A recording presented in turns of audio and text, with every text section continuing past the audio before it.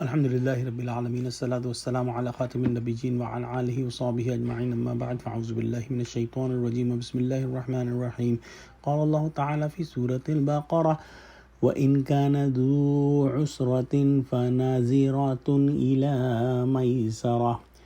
وَأَن تَصَدَّقُوا خَيْرٌ لَكُمْ إِن كُنتُمْ تَعْلَمُونَ۔ ترجمہ: اور اگر قرض لینے والا تنگ دست ہو تو اسے کشائش کے حاصل ہونے تک مہلت دو، اور اگر زر قرض بخش ہی دو تو تمہارے لیے زیادہ اچھا ہے، بشرطیہ کہ سمجھو۔ اس آیت میں تنگ دست قرض دار کو مہلت دینے کی ترغیب دی گئی ہے۔ جب تک مال میسر نہ ہو اس کو مہلت دے دو، اور یہ بھی فرمایا گیا کہ اگر اس پر صدقہ کر دو یعنی اپنا قرض بالکل ہی معاف کر دو تو یہ تمہارے لیے زیادہ بہتر ہے۔ سود خوروں کا یہ طریقہ ہوتا ہے کہ ادھار کی وجہ سے اصل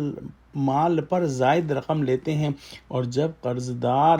وقت پر ادا نہ کر سکے تو دل سے خوش ہوتے ہیں اور سود کی رقم کو اصل کے ساتھ ملا کر مزید سود لگا دیتے ہیں۔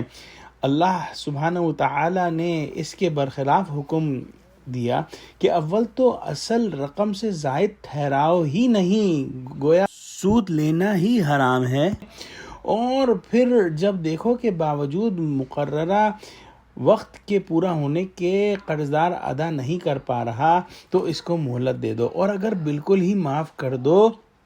تو یہ اور زیادہ بہتر ہے۔ معاف کرنے کو صدقے سے تعبیر فرمایا، جس میں اس طرف اشارہ ہے کہ جس طرح صدقہ دینے سے مال بڑھتا ہے اور مال میں برکت ہوتی ہے، اسی طرح قرض دار کا قرض معاف کر دینے میں بھی وہی برکات حاصل ہوں گی جو صدقے دینے کی برکات ہیں۔ تنگ دست قرض دار کو مہلت دینے اور قرضہ معاف کرنے کے لیے حدیث شریف میں بہت سی روایات ہیں، جس میں سے کچھ یہاں جو ہے بیان کی جاتی ہیں۔ حضور صلی اللہ علیہ وآلہ وسلم نے فرمایا کہ جس نے کسی مسلمان کی دنیاوی پریشانی کو دور کیا، اللہ تعالیٰ اس کی قیامت کی پریشانیوں میں سے کسی پریشانی کو دور کر دے گا، اور جس نے کسی تنگ دست کے ساتھ آسانی کا معاملہ کیا، اللہ تعالیٰ دنیا اور آخرت میں اس کے ساتھ آسانی کا معاملہ فرمائے گا۔ حضرت ابو مسعود رضی اللہ تعالیٰ عنہ سے روایت ہے کہ حضور صلی اللہ علیہ وسلم نے فرمایا کہ قیامت کے دن پہلی امتوں میں سے ایک شخص کا حساب ہوگا، لیکن اس کا نامہ اعمال حسنات سے خالی ہوگا، البتہ اس کا یہ نیک عمل سامنے آئے گا کہ وہ ایک مالدار شخص تھا اور لوگوں کے ساتھ اس کا لین دین کا معاملہ چلتا رہتا تھا۔ اس نے اپنے خدام کو حکم دے رکھا تھا کہ تنگ دست پر سختی نہ کیا کرو بلکہ درگزر کیا کرو۔ اللہ تعالیٰ فرمائیں گے کہ اگر تم درگزر کر سکتے ہو تو میں تم سے کہیں زیادہ درگزر کرنے والا ہوں۔ پھر فرشتوں کو حکم دے گا کہ اسے چھوڑ دو اور جنت میں جانے دو۔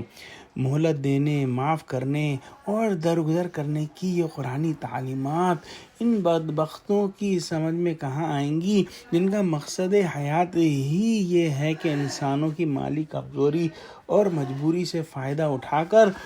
اپنی تجوریوں کو بھرا جائے، اور جو ہے یہی لوگ جو ہیں وہ سود کے جو ہے وہ کاروبار کے اندر اور سودی لین دین کے اندر بہت زیادہ جو ہے وہ انٹرسٹڈ ہوتے ہیں۔ اگر قرض دار کو ایسے ناموافق حالات کا سامنا ہو کہ وہ وقت پر قرض ادا نہیں کر سکتا ہے، اسے کاروبار میں نقصان ہو گیا ہے، ڈاکہ پڑ گیا ہے، یا کوئی اور پریشانی آ گئی ہے، تو اس کا مطلب یہ نہیں کہ قرض پر سود لگا کر اور ادائیگی کا مطالبہ اور مزید تیز کر کے اسے مزید پریشان کیا جائے، بلکہ اسے اس وقت تک مہلت دی جائے جب تک وہ ادائیگی پر قادر نہ ہو، اور اگر اسے قرض معاف ہی کر دیا جائے تو یہ زیادہ بہتر ہے۔